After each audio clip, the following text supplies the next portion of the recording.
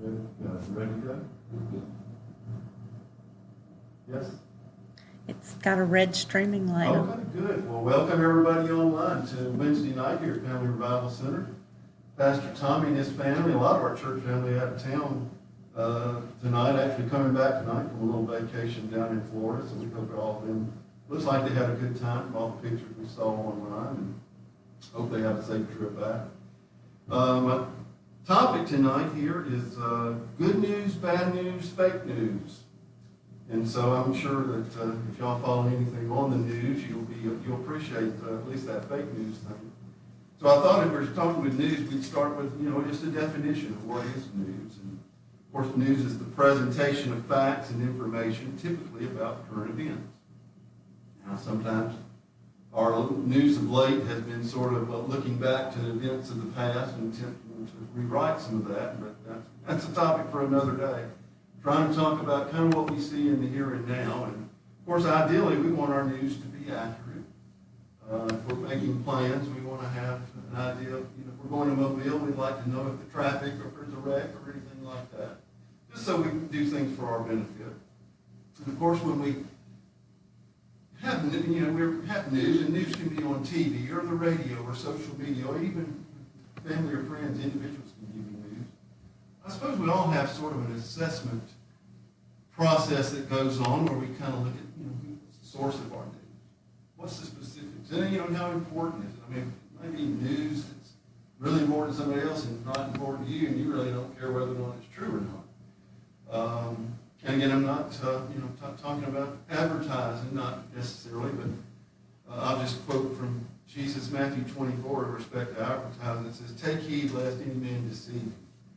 Because we need to realize that these marketers, these folks doing these advertising, they know a whole lot about us, or the way we use these things, and they know which button to put. So I guess as far as advertising is concerned, be careful. But I want to kind of really talk about the news as we commonly know the news. And of course, I was thinking about, who in the news can you trust, and as far as what you see on TV or whatever, and I kind of thought, about the only person I think we always need to be skeptical, probably more than skeptical these days, but to look at somebody who has a sort of a motive or an agenda to be truthful or accurate, and that's the weatherman. They want to get it right, because if they don't get it right, you're not going to turn it back on. And I guess I thought, well, when the weatherman starts deceiving us, we'll look out. Because I think all of those guys at least try to get it right. But they can and are often, mistaken. In the same way that you have teachers, even preachers, or even reporters, even if there's some honest ones out there, well-intentioned, but sometimes they just might not get it right, and they may be mistaken. And their representation, or in this case, misrepresentation, they may be wrong, not intentional, but false information is still false information. But what I really want to talk about is intentional misrepresentation, or deception, or just cut it right down to it, lies that we give in the news. And so how do we really know how something is true or false when we see it? Of course, we use our intelligence and our common sense, and based on that, we have we assign a certain degree of confidence to the information that we get. But it all goes back to the source and the specifics. And kind of an easy example is your source boy that cried wolf? You might need to be a little bit skeptical of him. Although sadly, in that story, the shame of it is the last time when he actually told the truth and nobody believed it. But sometimes it's not quite easy as having a boy that cried wolf. And I would suggest that we need to be skeptical of any information.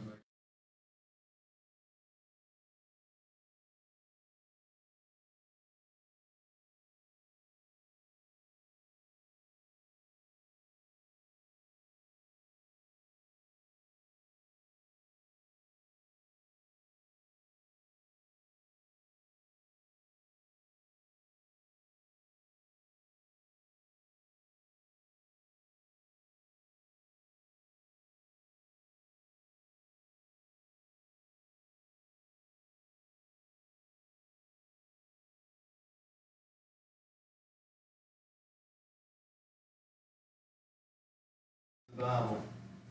That lamp at your feet kind of tells you where you are right now, good or bad. You know, it doesn't tell you. The verse doesn't necessarily explain about good or bad, or I mean where you are, where you need to be. And of course, the light into your path. Hey, it's shining to where are you going? It might be showing you where you're going that you need to maybe adjust your path. Of course, several verses in Proverbs will talk about having a multitude of counselors. So when you're analyzing this news, maybe it doesn't hurt to put all our sources in one, eggs in one source. Maybe listen around, kind of see what's going on. And of course, 2 Corinthians 13, every fact shall be sustained and confirmed by the testimony of 2 or 3 witnesses. And I got to thinking, you know, that's right. It's when you have 2 or 3 witnesses, you can be more assured. But of course, you know, in my line of work, a witness, kind of like a reporter, you know, they're conveying news, information, facts about a particular event, relating those facts or information. But unlike you know, here's one particular difference. And then, you know, before a witness speaks, they get placed under oath. Do you solemnly swear or affirm that the testimony you're about to give is one, the truth, the whole truth, and nothing but the truth, so help you God? I got thinking, can you imagine if a news show comes on, this is fill in the blank for their call letters. Hi, I'm your favorite reporter, and I do solemnly swear that the news you're about to hear is the truth, the whole truth, and nothing but the truth. And wouldn't that be something if we got that? Unfortunately, some of the folks that they may well tell you, give you a note, but certainly have no intention of following it. And we'll talk about a little bit more of that later. Of course, another difference between a witness and a reporter is the witness is someone who's subject to cross-examination. Proverbs 18:17 says, the first one to plead his case seems right until another comes and cross-examines him. And I've seen this 1,000 times sitting in courtrooms. You hear one side of the story, you think, sounds pretty believable. But then somebody comes and cross-examines you. Wow, there's a whole different story here. It's been said that cross-examination is the greatest legal engine ever invented for the discovery of the truth. And that's kind of what we want in our news. We want the truth. And I don't think you're getting that on your typical news shows these days. And if you're lucky, you might get a point counterpoint. They used to have some shows that did those sort of things. And if you are, you're getting a little bit better idea of the truth. But probably not so much. You maybe know, I know some of us like to watch the congressional hearings. And, you know, you never hear much about the ones that go on behind closed doors versus the ones you see on television where real speech making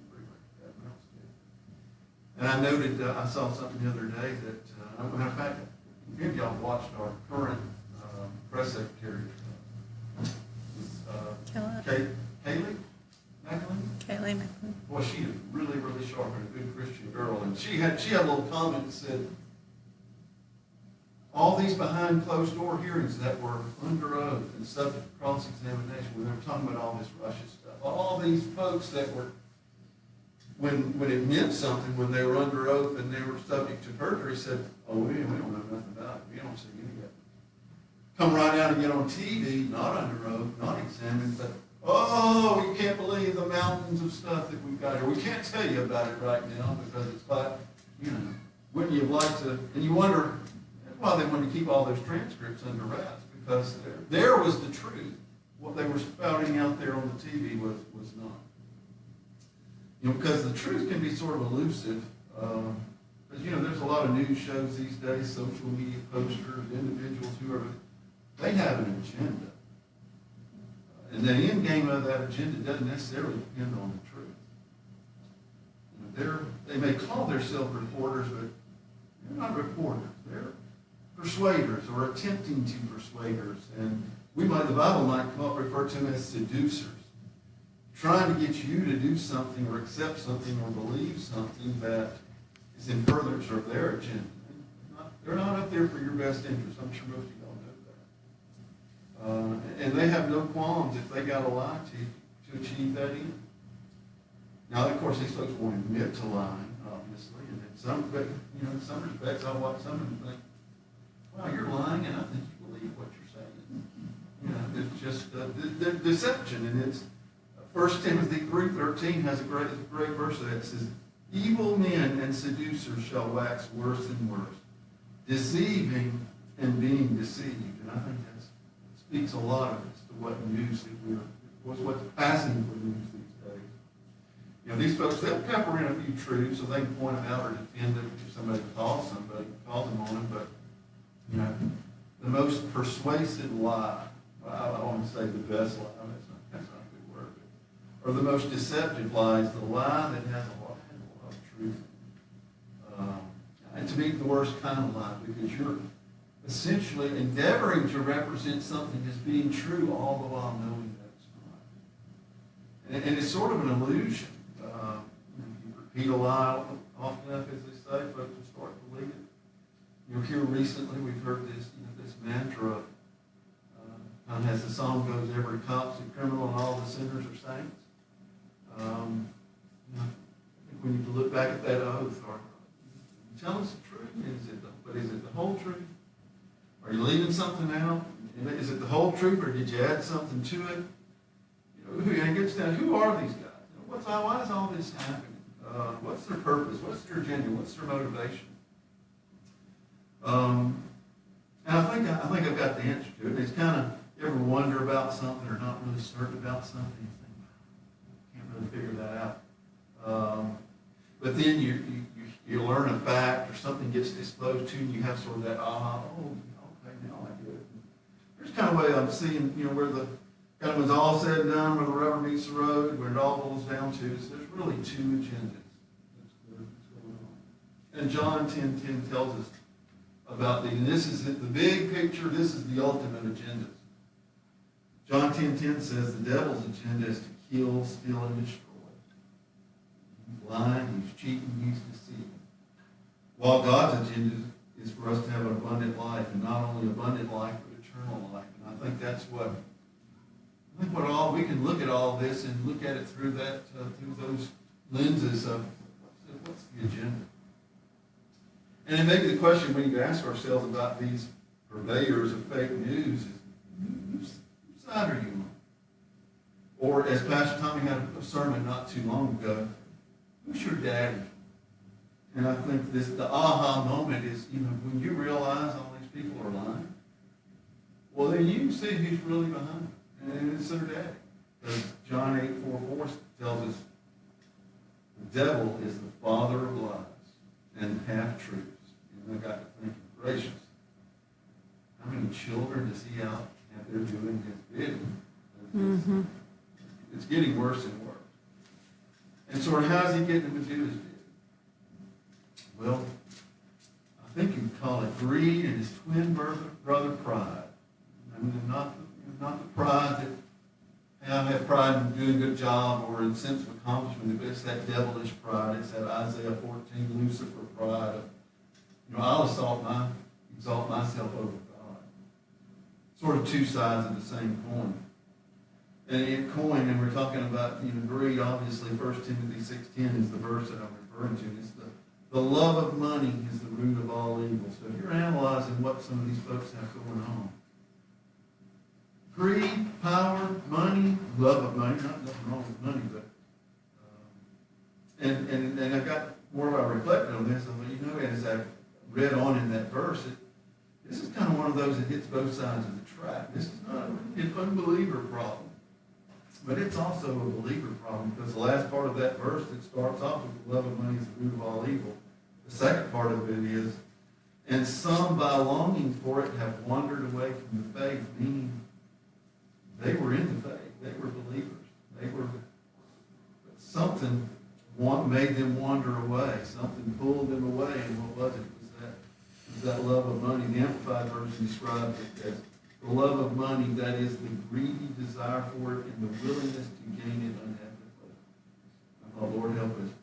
Now, not only we have to look out for the unbelievers that lead us astray, we got to look out for the believers that might be doing this for maybe different reasons, but ultimately for the same reason. I thought in some respects the situation with the believers leading folks astray or having wandering away from the faith. It may be even more dangerous because of it, how they can lead one astray, in order to turning off potential those that may be converts of Christ. But we'll touch more on that. I'm hoping to have part 2 coming up, and we'll touch more on that next time. But and let me say this: if you sort of think, well, I hear you, but I think I got this. I think I can watch the news and discern and not be fooled by that. And you may very well can, but let me just give you a word of caution again from Matthew 24. For false Christs and false prophets will appear, and they will provide great signs and wonders so as to deceive, if possible, even the elect, God's chosen ones. And I'm curious and seeing, and I know some of y'all might appreciate this, some might not, or be aware of it. How many of you ever heard of a deep fake? What a deep fake is? Deep fake video. Y'all heard of that? Well, obviously, y'all seen movies and whatnot, like Jurassic Park, that obviously have things that had dinosaurs. I remember the first time I saw it at the movie theater, I was like, that looks like a real dinosaur in the field. I forget what, one of the earlier scenes in it. But it was amazing to me what they could do with their CGI, their computer generated imagery. Yeah. Of course, now you got to recognize that was more than 25 years ago when that came out. And the technology of today is unbelievable. And if they've got your image and your voice, and now they may not have much of me or y'all, but somebody like the president who's been on constantly on the news, and they've got pictures from every different angle. They got these people doing these really cool memes that put his face on, warrior faces. He's beating down CNN, and you've maybe seen some of them, but the harm that could be is they put his face and his voice, and he's saying something you and never didn't say. Mm-hmm. And they really make that face, make that voice say things that you might swear, hey, that's him. I can't believe he said that. And I think I made it. With this election coming up, don't be surprised by what you might see. And actually, don't be surprised, and most importantly, don't be fooled by it. Because, I got to think about what's also going on. We're on the cusp of some kind of war. We are in a war. We're in a war of words, a war of culture, a war of direction. This election I think we've got coming up here is kind of a big fork in the road. You look at our political parties, and I don't know if it's necessarily good party versus evil party. It might be very well close, but you look at what some of these platforms of these parties, particularly one of them, and you kind of see the direction that they're wanting to take our country in. It's pretty obvious to me that it's not biblical what these people have in mind for our country. That's right. And so, what do we make at some point? I guess now, what do we make of all this news? And I thought, well, I think it's just a sign of the time. I'm going to read 2 Timothy 3. Y'all read it a bunch, but it talks about, I'm going to read some of these really fairly slow. I'm going to read it out of Amplified, so I'm going to have a couple more things here to sort of add to it. But it says, understand this, that in the last days, dangerous times of great stress and trouble will come. Difficult days that will be hard to bear. For people will be lovers of self, narcissistic, self-focused, lovers of money, held by greed, boastful, arrogant, revilers, disobedient to parents, ungrateful, unholy, and profane, unloving, devoid of natural human affection, callous, inhumane, irreconcilable, malicious gossips, devoid of self-control, lovers of intemperate, immoral, bruters, haters of good, traitors, reckless, conceited, lovers of pleasure rather than lovers of God, holding to a form of godliness but denying its power for the conduct.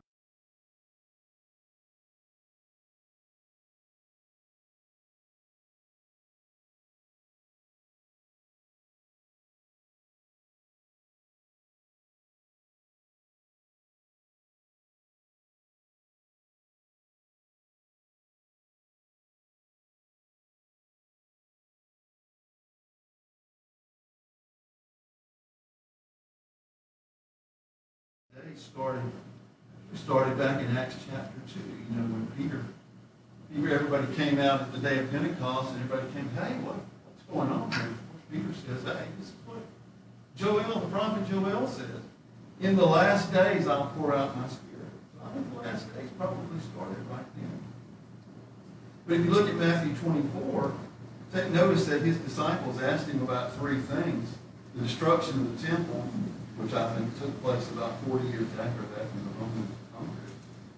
But his return and the end of the age. So a little bit different than the last days, because he's kind of actually moved it to the end. The questions sort of relate to the end. Of course, Jesus in Matthew 24 says, take heed again that no man deceive you. Well, we've got to be careful with what we're letting go in our ears and in our eyes. And of course, y'all familiar with that verse, with those verses. Till many will come deceiving and saying in my name, not Christ, and shall deceive many. Wars, rumors of wars, nation against nation, kingdom against kingdom, famine, pestilence, earthquakes, and these are just the beginning of sorrows. Many shall lose the faith and betray one another, shall hate one another, false prophets shall rise, iniquity shall abound, the love of many shall wax cold.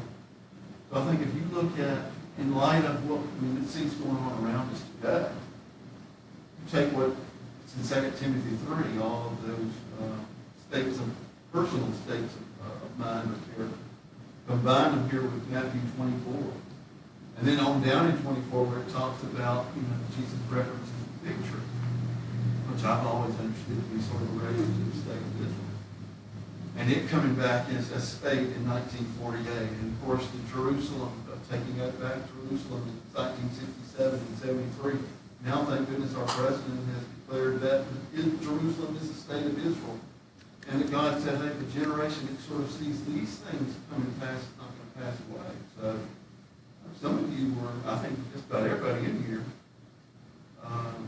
some of y'all in here were alive when Israel became a nation.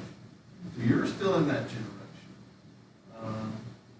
I'm in that generation of some of those things in 67 and 73 and 40-year time frame, 50-year time frame, 70-year time frame. Even going back to the World War II, the Balfour Declaration in 1918, well, here we are about 100 years later. All those things are kind of starting. You put all those things together, and I think, wow, well, are we here? Are we here? Well, then I think, well, let's just look around and see kind of what else is going on. This is sort of the bad news part of the thing. Not only have we been, sadly, our country, our government, legally sanctioned the killing of innocent children for the past few years. But now, we've got partial birth abortion. People celebrating that. We're talking about something burning up. So we saw that, I think it was in New York, the legislators jumping up and down, grinning, and I thought, oh my goodness. I saw an expose on some of these folks doing these body part selling. And my wife would tell you, had that been closed when I saw that show, like down the road, I don't know, I'd have been in trouble. You ever seen one of those things that's 0 to prison in 3 seconds? that upset me. That really, really upset me. And it's sort of, hey, this is kind of where we are. Now we've got them bragging about not only abortion and partial birth abortion, post-birth abortion. You believe them? You ever seen the governor on there? Oh, well, we'll have a baby and stuff. I mean, we can call that what it is. That's just murder. That's just profane, inhumane, and unholy. And if we're killing the little ones, who's next? There's a lot of places where euthanasia, assisted suicide, that's already in the works. And just a couple of weeks ago, it's really, I was very disappointed with it. Our Supreme Court gave judicial recognition. This sort of delusional activity that they're now calling this alternative lifestyle.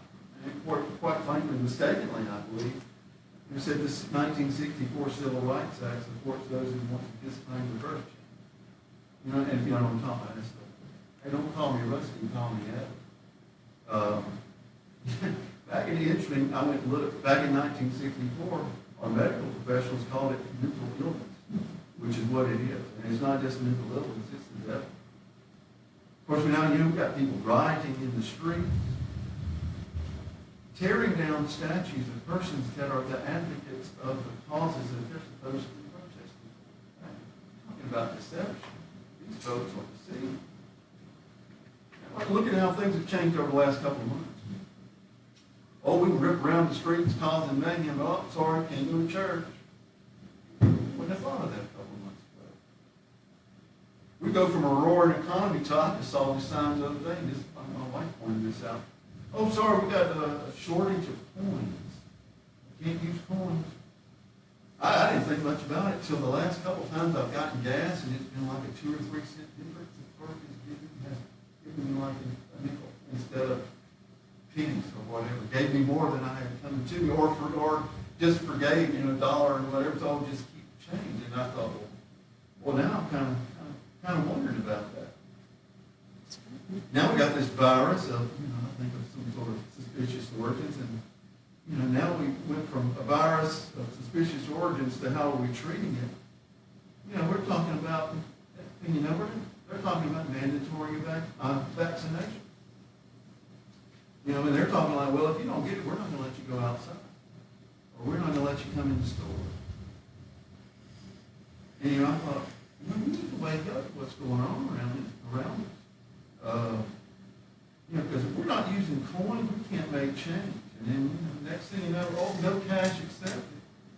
And if the government can mandate vaccinations, what's next?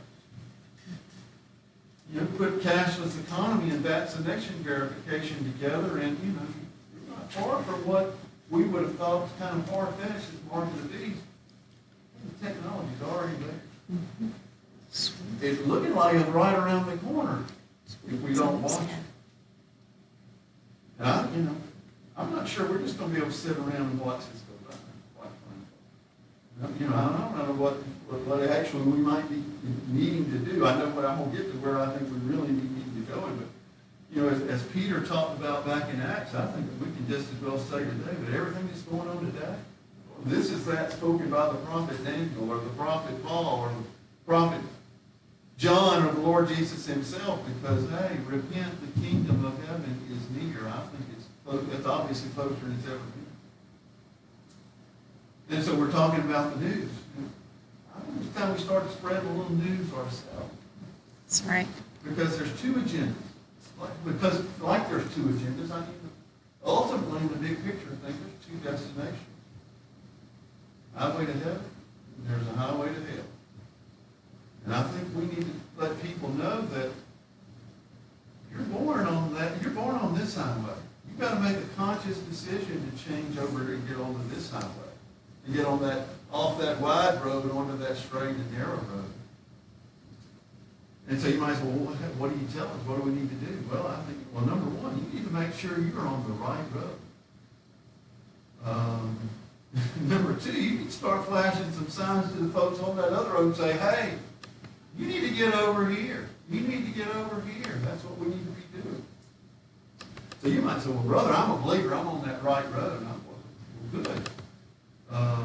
Because I don't think we're just going to be able to sit here and watch all this go by. But the question sort of is, how are you going to be able to convince someone that's on that other road to come and join you? What kind of signs are you going to be holding up? So I have a little test here. And I'm going to get the first part of this text later, and probably more so in the second thing. Mark 16, verses 17 and 18. Talking about the signs you're going to be holding up. Here's a little play on the signs. It says, these signs shall follow them that believe. Number one, in my name they shall cast out demons. Number two, they shall speak with new tongues. Number three, they shall take up serpents. I'll just tell a little inside joke about the past. Snake joke. Since he's not good. If they drink any deadly thing, it will not hurt them. Number five, if they lay their hands on the sick, they shall recover. And I got thinking, man, this was a test. We've heard Pastor Tommy said, you were on trial for being a Christian would be enough evidence to convict you. I got to think, if this was a test of 20 points apiece, how many of us would pass? And when was the last time we cast out a demon or did some of these things? I think we might could get a couple of them, but I think if we look carefully, we might need to look and say, and it doesn't say you have to do these to be saved, but if you want to be persuasive in get folks off the wrong road onto the right road, I think we need to be maybe tightening up on our side. But I don't want to discourage you, so I'm going to rephrase some of these, and we're going to take a little makeup test here in a second. But I want to preface that with this to say, I do think it's important that we take care of our own business before we start minding someone else's. You know what I'm saying? Matthew 7:3-5 says, "Why beholdest thou the mote or the splinter in your brother's eye, but considereth not the beam in your own eye?" It says, "Hypocrite, first cast the beam out of your own eye, then you'll be able to clearly cast it out of your brother's eye." I think we need to be mindful of what we have going on in our, where are we? If somebody look at us and say, I don't believe, you're fake news. They may look at us and say, well, look at you. You're not the example I want to follow. So I think we need to be careful to be not being conformed to this world, as Romans 12:2 says, but be transformed by the renewing of our minds, that we may prove what is good and acceptable in the perfect will of God. 2 Timothy 2:15, "Study to show thyself approved unto God, a workman who needs not be ashamed, rightly dividing the word of truth." But we sort of have to tend to our own backyard, if you will, or sweep around your own back steps, as I've heard the saying go. So let me get back to the mark these signs follow, and you may score a little better on this part of the test. Number one, and this is the one with the demons, are we getting rid of things that have no business being in our life, or in our family's life, or children's life, or workplace? Or are we doing a good job of that? If not, we need to. We can always do better. As Daddy said, no matter what kind of job you're doing, you can always do a better job. The second one, as far as speaking in tongues, or new tongues, are we speaking differently? Is there a change in the words that we use? If we follow you around, would your language today be different than it was before you were saved? That's the three. The three, I kind of look at the three, and the serpent one is sort of a fear thing. Are you living in fear? Or do you put your faith into action, confidently taking on challenges and overcoming obstacles? As to drinking any deadly thing, is the protection of God manifest in your life? And finally, as to, I certainly believe in the laying on of hands, but sort of this little bit different reading, maybe a more liberal version of it. Are you taking care of people that need to be taken care of? Are you being a good Samaritan? And hopefully, perhaps, we would score a little better on that test, but because, we don't have to be perfect. We're not perfect. We can be, and we certainly are works in progress. It made me think, about remember the guy that got thrown around naked in the graveyard that Jesus cast the demons out of. His name was Legion. And Jesus delivered him. And it said, the next verse says he went everywhere telling them the great things that Jesus did for him. And I thought, he didn't go out talking about, he didn't say he went out talking about things he didn't know or preaching things he wasn't certain of, which may be a little hint where we're going to go next time. But, he kept it simple. He said, look what Jesus did for me. And he was in, I think they called it the Decapolis, or the 10 cities. He said he went everywhere. Look what Jesus did for me. And I think if we keep it at that, I think we'll be fine. And, I think, and then we'll get into this some next time too, we don't need to try and baptize people before they're saved. Mm-hmm. I think we sometimes can be a little judgmental and critical and look at what people may have going on in their lives and say, almost sort of put a conditional, you clean up that and fill in the blank. You got to stop doing fill in the blank before you can come and get saved. No, I don't think so. I think we need to say, hey, get in the barn. There's plenty of time for a bath and a shower and a baptism later. Let's get you off that road and onto this road. Mm-hmm. So, fake news, bad news. Well, what's the good news? Well, if you got good news, there's good news and bad news. Well, what's the bad news? Well, the bad news, all have sinned and come short of the glory of God. The wages of sin is death. He who does not believe shall be damned. Wide is the gate that leads to destruction. The wicked shall be turned into hell, and all the nations that forget God. That's all the bad news. But what's the good? But thank God, there's some good news. The wages of sin might be death, but the gift of God is eternal life with Him. Amazing grace, how sweet the sound that saved a wretch like me. I once was lost, but now I'm found, was blind, but now I can see. So if we're believers, and I'm going to kind of wrap this up, what are we supposed to do with this? If we see the condition that the nation's in, or our community's in, that the folks that are around us, and we know that He doesn't want anybody going to hell, but we're His instruments here on earth. What are we supposed to be doing? Well, He told us right before He left, Mark 16:15, gave us what we call a great commission. Marching orders, if you will. Go into all the world and preach the gospel. And that, and you might say, brother, preaching the gospel. Ooh, I don't know about that. I'm afraid well, if you're afraid there's problem number one is being afraid or being ashamed. We don't need to be afraid or ashamed. Because the Bible tells us God didn't give us a spirit of fear, but of power, love, and a sound mind. So, in wrapping it up here, and we're going to finish this up not next week, but the week after, hopefully. Of the good, the bad, and the fake that we're going to talk about is we're going to talk more about this good news. And if we can, and we want to see if we can help us in doing your part, our part, in fulfilling that great commission of going into all the world and preaching the gospel. Amen? Well, for those of you watching online, we appreciate you joining us tonight. For all those who are watching, sharing, giving, some of you may know, some not, that we have several of our online folks, some that I'm pretty sure have never even been here, that are very faithful supporters of our online ministry. We want to thank you for that. Of course, everyone here, everyone watching, join us this coming Sunday when Pastor Tommy will be back in the pulpit. You know, he's had a little opportunity to charge his batteries, and I think we're expecting and hoping a great message from him. For those of you, Sunday school at 9:45, worship at 10:30, and we'll be online right around 11 o'clock. I want to remind everyone, certainly our online audience, that next Wednesday night we'll be having our monthly eating bid. And if you're lots of good food and fellowship, as everyone here knows and our church family knows, and if you're visiting with us, don't worry about bringing anything. There'll be plenty to eat. Come join us. Come meet us. We'd love to see you. And finally, mark your calendar.